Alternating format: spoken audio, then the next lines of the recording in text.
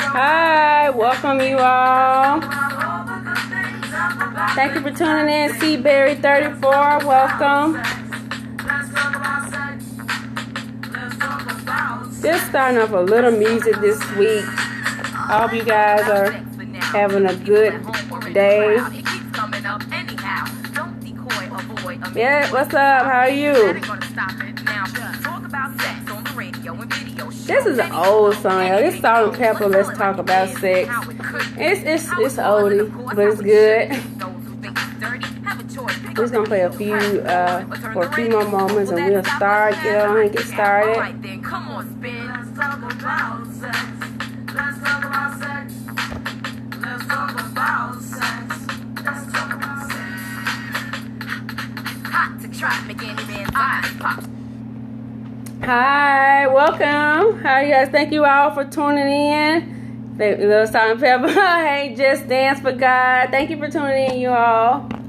And hello, my name is Shamel Jackson, and I'm the owner and founder of Breaking It Down with C. Jackson, where I help teens make an informed decision about sex through the stories of others. And welcome to Sex, the story behind the pleasure. And today we're going to talk about the meaning of sex. The meaning of sex. The meaning of sex. So, I got one thing for y'all to do for me right now. For two things. Share this with your followers. So if you have an iPhone, swipe right. If you have an Android, swipe up to share with your followers. Thank you, Just Dance for God, for sharing this broadcast. And also, if you like anything that I say during this broadcast, tap that screen and show some hearts. Some people are already showing hearts. Thank you. So please tap that screen. Share it with your followers. It's going to be good. I'm excited about it. And tap that screen to show that you like what I'm saying, and I should keep going. So let's go ahead and get into it. Now, I just thought that before we get any further in talking about pornography or masturbation, celibacy, anything related to sex, I thought, man, we need to figure out, well, what is sex? I mean, we need to get to the meaning of how do we define it. What is it? I mean, what's the purpose of it? Because all the other stuff will fall into place on how we define, well, what is sexual intercourse? So, as a teacher, I like to interact with my students, so I want to ask you all to interact with me during the broadcast. So, I got a little story to give you all before we get right into the actual definition of sex. So, I have 3 nephews. They're 4, 10, and 16. And well, the 4-year-old is still kind of busy, but that 10 and 16-year-old, when they were little, probably like 1 or 2, they would throw phones in the garbage, in the toilet, outside somewhere down. I mean, anywhere, because they would just throw a phone anywhere. They didn't know what you do with it or why, what is this? They just was looking like, oh, okay, this is like something I want to throw in the garbage or throw in the toilet, and then it's done with. It's pretty much done with. So they did that. But now, if you probably try to take a phone or iPod or any kind of electronic device from my 16-year-old nephew, he probably thought you was trying to kill him. So that's any teen. You take a phone from their life is almost over. But even adults, I'm using my phone right now to talk to you all, talk to people all over. So I use my phone for so many things, personal and business. Talk on it, text, email people, read emails, social media, listen to music, play games, everything you can think of. Alarm clock, calendar. Adults even use our phone for so much. If we leave home without it, we probably turn back around and go get it. But that's because we know how valuable their phones to us. And now that my nephew, the oldest one, he's 16, now he knows, okay, I know what this phone's doing. So if you try to throw a phone in the toilet now, I mean, you're going to be pretty upset. Right in there, if my phone got thrown in the toilet, I'd be pretty upset. So we try to keep our phones because it's valuable. So we probably make sure we pay the bill, make sure we don't keep it near any water. Also, the things on it is important. You may have a lot of things in there that you don't want other people to see, so you may lock it up with a code. So the moral of the story is, as they were 1 or 2 years old, they didn't know what purpose of this phone was. So of course they gonna throw it in the toilet or throw it in the garbage or just throw it anywhere around the house when the parent can't find it. So just like the same thing with sex. If we don't know the meaning of something, we might misuse it. If we don't know the purpose of something, we might misuse it. Like we might not do what we're supposed to do with it. We're supposed to do with it. So you need to know computers, an iron, a car. If you don't know what to do with it or why it was created, you don't know. You just out there doing whatever you want to do with it. So it's important that we know the meaning behind anything, so we know what to do with it. Now, in my book that I got coming out for teen girls this year, one of the first questions I asked the women who participated in the survey is, how do you define sexual intercourse? Sexual intercourse. How do you define it? Because it's interesting. As I'm reading, yes, that's true. As I'm reading their definition, some of them was similar, but everyone had some different things going on in there. And so even me, my definition was different from theirs. So like I said, I like to interact, teach kids, so I interact with them all the time. So I want you all at this time, interact. Y'all been doing writing comments and showing hearts. Thank you for the hearts. But before I get into different definitions of sexual intercourse, I want you all to think about this. What was the first definition that came to your mind when you heard the word sexual intercourse? Now, let's keep it appropriate. Let's keep it appropriate. No profanity. I don't use profanity, so I prefer you all not to use it as well. So what's the first thing? Now, don't try to give me no King James Version, thus says the Lord. Just, if that's what it is, what comes in your head, then that's fine. But just straight what comes. What's the first thing that comes when you think, okay, she asked me to define sexual intercourse. How do you define it? How do you define it? And it's not like I'm looking for a right or a wrong answer. I'm just curious about what people think special and loving. Yeah, and type it in the screen. Type it in the screen. Please type it in the screen. I really want to know what how people define sexual intercourse. So we got special and loving. A man and a woman together physically. Oh, that's good. Mating between two people of the opposite orientation. Okay. Oh, that's real good. Just dance for God. I never heard somebody define it like that. Being one with God. Okay. Wow. That's good. Well, when I was writing the book I got coming out this year, and I had to define it myself. I said, well, after taking all these purity classes, after reading so much about purity, sexual purity, and different things about sex, I thought, well, when it comes to my mind, I'm thinking about man and a woman expressing their love for each other through physical activity, and they become one. That's what I got. That's what I got. That's what I have. So I don't know if you guys like that different definition or not, but that's the definition I got when I had to ask myself that. What does it mean to me?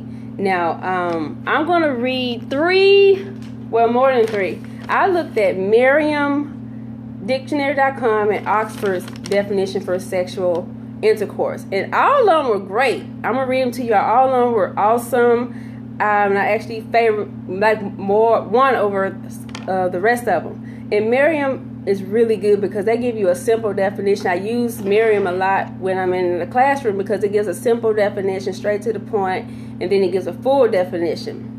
So here it is, being in love with God. Okay, so Merriam says sexual intercourse is sexual activity between two people, especially sexual activity in which a man puts his penis into the vagina of a woman.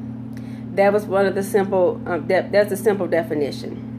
Then they come on down and say, it's intercourse as anal or oral intercourse that does not involve penetration of the vagina by the penis. That's another one. And then they have heterosexual intercourse involving penetration, which is piercing through of the vagina by the penis. So you have, and I like Merriam because it actually made a difference between heterosexual sex, and then it talks about intercourse, anal or oral. obviously, if you are involved in homosexual sex, you can't do the whole penis into the vagina. You use penis, vagina, vagina. So they make a distinction, they make a difference between the two. So now this is what dictionary.com says. Genital contact, genitals means your reproductive organs, the vagina and the penis, especially the insertion of the penis into the vagina followed by an orgasm. So here we have a new word, orgasm. Miriam didn't say anything about orgasm. So that's the sexual peak during sexual activity. So when the semen comes from the penis, which we all know that's used, which if you don't know, that's where we need to create babies. All right, so then we have the Oxford definition. It's sexual contact between individuals involving penetration, which I said earlier was going through, piercing through, especially the insertion of a man's erect. So now we got a new word, erect. That means he's up, he's on hard, however you want to define erect. That's basically what that means. Erect penis into a woman's vagina, typically culminating, that means in conclusion, resulting in an orgasm and the ejaculation of semen. So Oxford broke that thing all the way down. Sexual contact where the man's erect penis goes into the vagina and then results in an orgasm and the man releases semen from his penis. So looking at all those, tell me which one do you like. So we got Merriam, which would be 1. Dictionary.com would be 2. And then Oxford would be O. So type M if you like the Merriam dictionary version of sexual intercourse. Type D if you like dictionary.com. Type O if you like Oxford. And so I'll read it. Merriam says sexual activity between two people, especially sexual activity in which a man puts his penis into the vagina of a woman. That's as simple as it gets. That's Merriam. Also, Merriam says intercourse as anal or oral intercourse that does not involve penetration of the vagina by the penis. And then you have heterosexual intercourse involving penetration of the vagina by the penis. So type M if you like Merriam's definition. And then you have dictionary.com, genital contact, especially the insertion of the penis into the vagina followed by orgasm. So type D if you like dictionary.com. So M for Merriam, D for dictionary.com. Okay. Oxford says sexual contact between individuals involving penetration, especially the insertion of a man's erect penis into a woman's vagina, typically resulting in leads to an orgasm and the ejaculation of semen, which the ejaculation is releasing of the semen. So M for Merriam, D for dictionary, and O for Oxford. I'm stuck between, M does touches on more. That was really good. I love, like I said, I use Merriam Dictionary with my kids in the classroom. So I'm stuck between M and O because it talks about orgasm, then what happens with the semen from the penis. But yeah, Merriam just lays it out flat, real simple. So we got the definition from 3 dictionaries. So we got the definition, and I'm sure we all touched on different parts of each definition, even though I said male and female, leaving out male and male, female and female. But that's what just came to my mind. I mean, everyone is different. There's right or wrong. We all have different ones. So we got the definition. Let's get into, purpose. Purpose of sex. Purpose of sex. So I like to go to Genesis because Genesis in the Bible, the first book in the Bible, I like to go there because it tells me how God originally set up things. That's why I like to go to Genesis. And and I know I've read Genesis 1 probably a lot of times in my life, but I get something new from it all the time, and I'm just tripping out. Yesterday, as I'm preparing for this broadcast, I'm tripping out at what I'm reading, what God is telling me. So Genesis 1:28 talks about how, yes, sex. He said, "Be fruitful and multiply." Genesis 1:28, multiply. And y'all, I'm a math person, And I love math. So if you love math, so when I heard the word multiply, I always tell, when I have kids that struggle with multiplication. So I said, y'all, it's nothing but adding, like fast addition. That's it. Repeated addition. It's doing addition really, really fast. So when I saw multiply, I'm like, whoa, God, He wants us to multiply, add, like produce quick, like quick. So I'm tripping at the scripture as I'm reading it to myself, reading it out loud. Multiply. So first thing, produce children. Sex produces children. Number one, sex. That is a trip. It is a trip. Sex produces children. Sex is to bring children into this world. That is number one. Number one. So type that. Number one, sex creates children. Sex can create children. Sex can create children. So that's one of the purposes of that, to bring children into the world. Now, last broadcast, if you missed it, please go check the replay. We talked about how sex is a great thing. Sex, number one, thank you, Catrice03. We talked about how sex is a great thing, and it is. And I'm looking still in Genesis, and I'm looking at how it talks after God created male and female. He talks about how and it was good.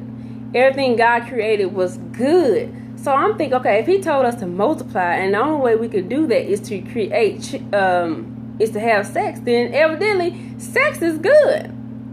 And not only that, God created, because it said He created. Now, what man does with it is a totally different thing. What we as humans do with what God has created changes the whole game. Because so as we continue to talk about the purpose of sex, we need to go back to what it was and what people are doing with it now. Well, not just now, they've been doing it all the time. So everything God created was good. So that's where we get the whole sex is a great thing. It's good. God created, whatever He created was good. Now this is a trip, and I'm laughing to myself. I go back to the multiply, and it gets to talk about how Adam and Eve. You'll see different words. Sex is pleasure and praise and worship to God for the blessing. Yeah, you'll see different words like Adam made love to his wife.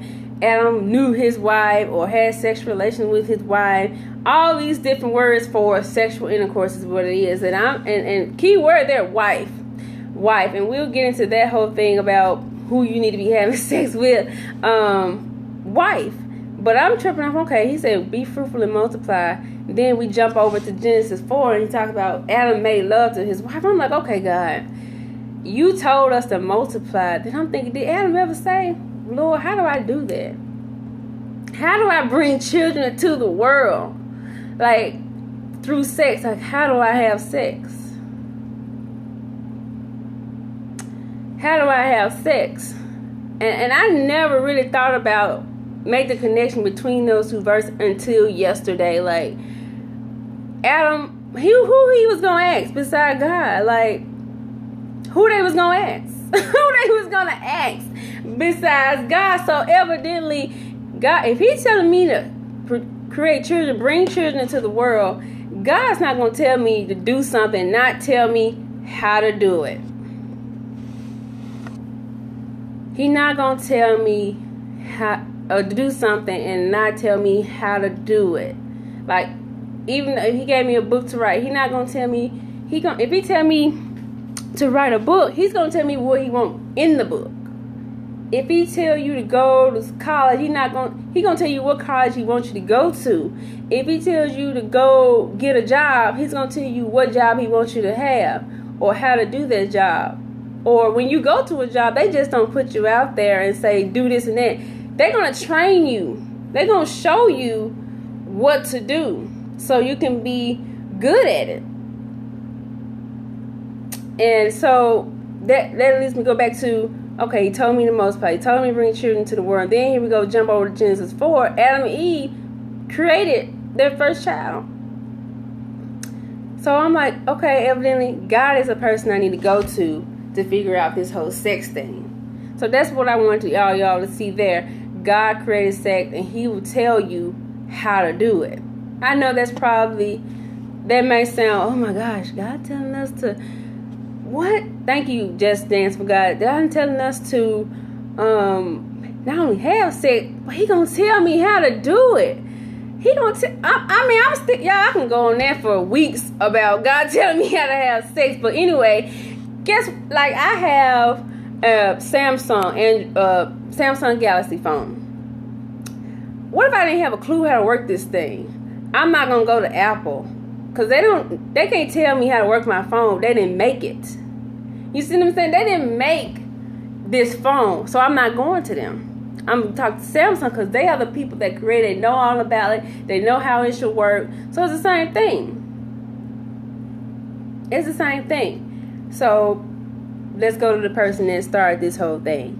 Anyway, so then we get to, okay, we created children, sex created children. Now, people say, well, what if I don't want to have, do I just need to have sex just to have children? I mean, what is that? I mean, what if I'm not ready to have children right now? What else can I use sex for? So in Proverbs 5, it talks about how you should enjoy the wife of your youth and let her breast should satisfy you always. So it ain't talk about nothing about no children right there. It said you are supposed to enjoy your wife's breast.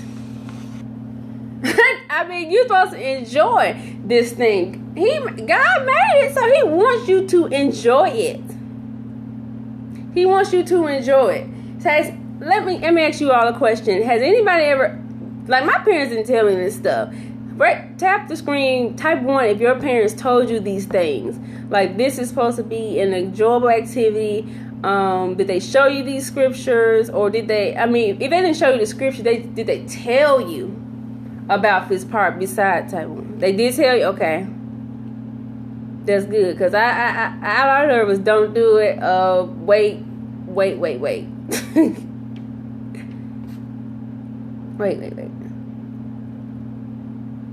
Anybody else, if their parents told, they said don't do it. Okay. They said don't do it. Yes, I was told to wait till marriage. Okay, you told to wait till marriage. Okay.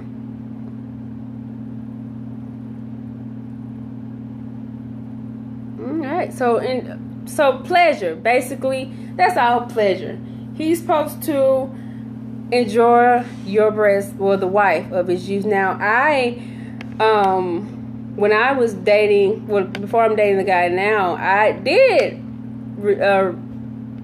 let my breast be shown to the boyfriends that I had in the past. So that right there alone is a bit much. And also, too, just to back it up, Adam and Eve were naked in the Garden of Eden. Like, there was no shame. There was his wife. There was her husband.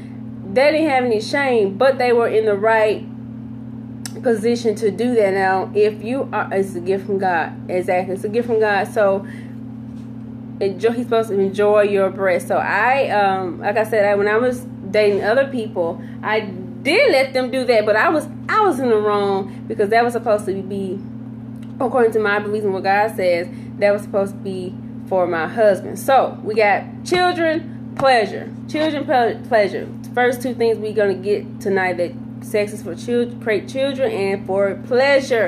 And even in, like, people like to fast. That's when you fast from, like, food or, TV or anything like that, and try to focus on God and pray and stuff. God doesn't even want you to take too long from your spouse having sex when you're fasting. He wants you to go back quick. And that's coming in 1 Corinthians 7. He wants you to, because guess what? Once you have sex with somebody, then he don't want you to, that's good. It's going to feel good. It's a good thing. So he wants, if you're not having sex, you might be tempted to have sex with other people. And so we know the marriage bed should be undefiled. And so we don't want to go outside of our marriage to with somebody else and having sex. So that's another reason why we say sex is for pleasure, because God doesn't even want us to not have sex with each other for a long time, even when we're fasting. So enjoy the wife of you breast, and when fasting, go back to your wife or your husband. Don't spend too much time from them as far as having sex. So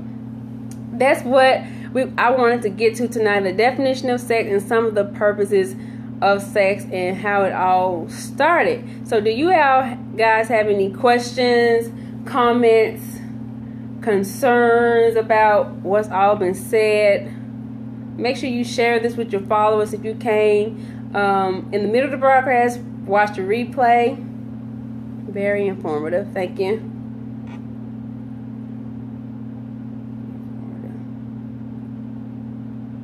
Great teaching tonight. Thank you. Okay. Thank y'all for tuning in. I just, as the weeks go by, I know that kids will get to see, what sex is all about. That's the whole purpose. Sex, the story behind the pleasure. Need to know the story. I already said it's pleasurable in the model. Okay. Well, guys, I had a great time talking with you all. It's been wonderful. I'm glad you shared I'm really enjoying this Keep the Broadcast. Thank you, Seaberry34. I had a good time. Thank you for taking your time. I know I have a busy schedule, so I know you guys probably have a busy schedule too. But it's been good. It's been great. I really appreciate you all tuning in. Make sure you share this broadcast with everyone you know. I don't care who it is. Share it with everybody. And you can follow me on Follow Breaking It Down with Z Jackson on Facebook, Instagram, and YouTube. So make sure you share that with other people too that can follow me in those places. Again, if you know anybody that may be interested in me speaking to youth, tune in. Thank you. Yes, tune in next week. You never know. Like I said, I might bring somebody on here. One day I'm going to bring Mr. L. Wingate 80 on here. So it'll be good. So you all will be able to see the person that I talked about last week. Last week when I said I actually met somebody that was a virgin, started dating somebody that is a virgin. So he hopefully he will be here soon, so we can do these things together. Yeah. But thank y'all for tuning in. I enjoyed you all, and we'll just close out, finish some of the rest of this song. You all have a great night. I'll see you next Monday, same time, 7:00 p.m. Central Standard Time. I want to be a guest. Okay, you want to be that? Yeah. Yes. Thank you, Seaberry34. Text me, email me. Yes, to remind me, because I forget. But I'm gonna write it down. Yes. I would love to have you as a guest. All right. Oh, I love you guys. See you guys next Monday. Bye.